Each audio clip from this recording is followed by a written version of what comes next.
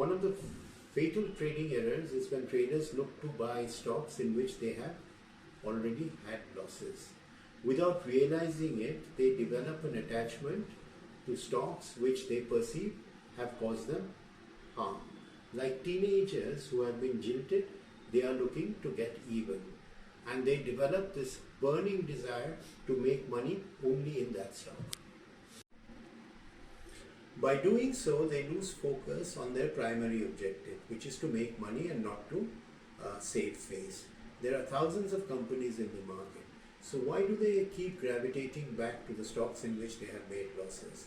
The answer, of course, is ego. Ego is one of the most destructive forces that can ruin your investment performance.